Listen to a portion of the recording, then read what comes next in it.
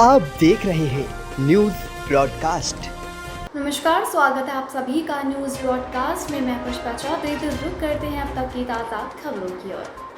High court ने लगाई दिल्ली सरकार के क्लास लॉकडाउन में किराएदारों से वादे पर फंसे अरविंद केजरीवाल। जी हां, दिल्ली हाई कोर्ट ने केजरीवाल सरकार पर सवाल खड़े किए। हालांकि इसने सीएम अरविंद केजरीवाल के मार्च 2020 के उस बयान पर अमल के लिए नीति बनाने के अपने पूर्व के आदेश पर रोक लगा दी, जिसमें उन्होंने कहा था कि यदि कोई किराएदार किराया देने में असमर्थ था तो अधिकारी इसका भुगतान करेंगे। मुख्य न्यायाधीश DN पटेल और न्यायमूर्ति ज्योति सिंह की खंडपीठ ने न्यायमूर्ति प्रतिभा सिंह की सिंगल बेंच के एक फैसले के खिलाफ सरकार द्वारा दायर अपील की सुनवाई के दौरान सरकार से कहा कि यदि आप कह सकते हैं तो साहसपूर्वक कहे कि वादा पूरा करने का मेरा कोई इरादा नहीं था, लेकिन मैंने बयान दिया था।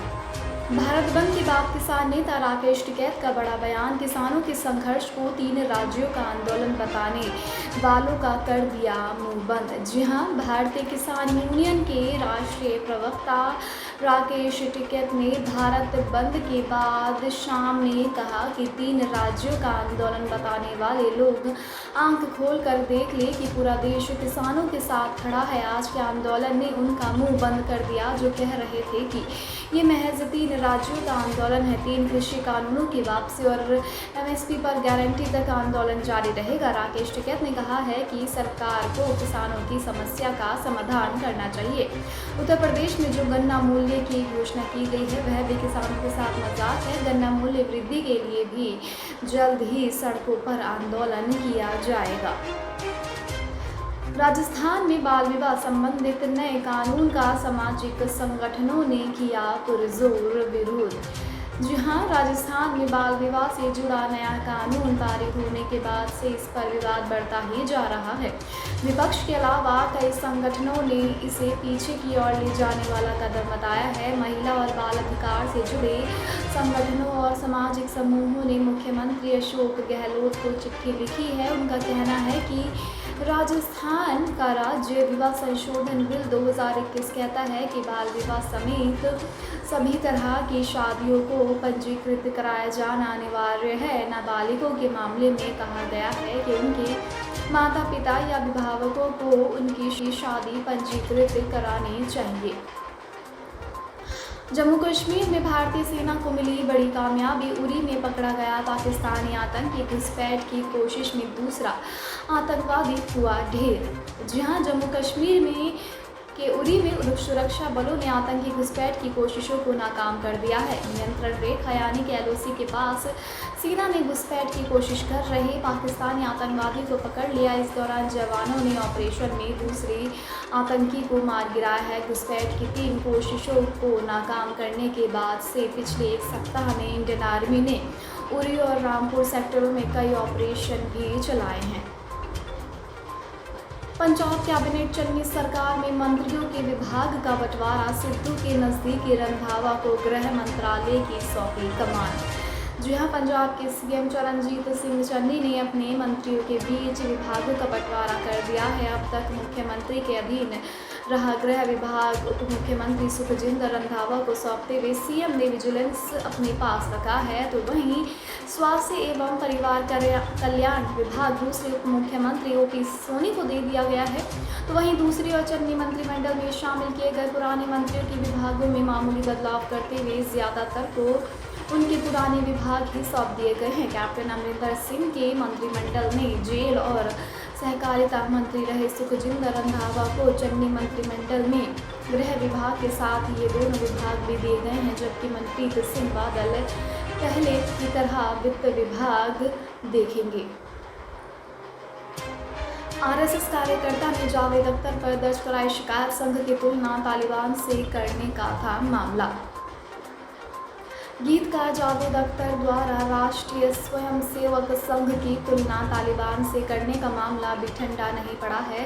महाराष्ट्र में जावेद अख्तर के खिलाफ RSS कार्यकर्ता विवेक चंपानेरकर ने एक दीवानी मुकदमा दायर किया है। ये केस ठाणे कोर्ट में दाखिल किया गया है, जिसमें कथित तौर पर अख्तर द्वारा संगठन की तुलना तालिबान से करने का आरोप लगाया गया है। कोर्ट ने गीतकार जावेद अख्तर को नोटिस भी भेजा है और 12 नवंबर को मामले की अगली तारीख में पेश होने का निर्देश भी इसी के साथ दिया है।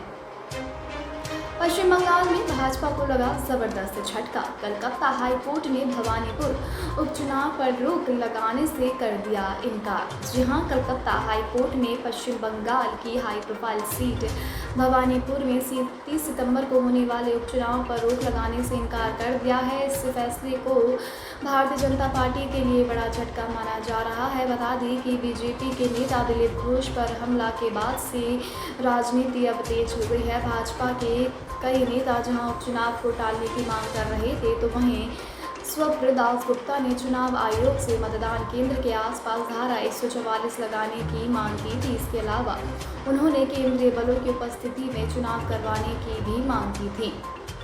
प्रधानमंत्री नरेंद्र मोदी ने किसानों को दी बड़ी सौगात, देश को मिली 35 नए फसलों की वैरायटी।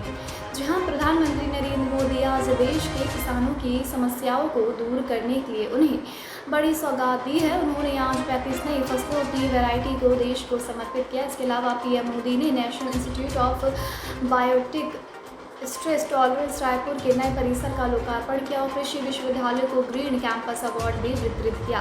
तो वहीं कार्यक्रम के दौरान पीएम मोदी ने किसानों को संबोधित भी किया। उन्होंने कहा कि कृषि और विज्ञान के तालमेल का निरंतर बढ़ते रहना 21वीं सदी के भारत के लिए बहुत ही ज़्यादा ज़रूरी है। कन्हैया कुमार की कांग्रेस में एंट्री से पहले मनीष तिवारी ने उठाया सवाल, अपनी ही पार्टी पर कस दिया तंज। जी हां, कांग्रेस के वरिष्ठ नेता मनीष तिवारी ने जवाहरलाल नेहरू विश्वविद्यालय छात्र संघ के पूर्व अध्यक्ष कन्हैया कुमार के पार्टी में शामिल होने से पहले इशारों में अपने ही पार्टी पर तंज कस दिया। लोकसभा सदस्य मनीष तिवारी ने ट्वीट किया कि कुछ कम्युनिस्ट नेताओं के कांग्रेस में शामिल होने की अटकलें हैं। अब शायद 1973 की बुक कम्युनिस्ट इन कांग्रेस के पन्ने फिर से पलटे जाए। लगता है कि चीज़ें जितनी ज़्यादा बदलती है वो उतना ही पहले की तरह बनी रहती है। आज इसे फिर से पढ़ता हूँ।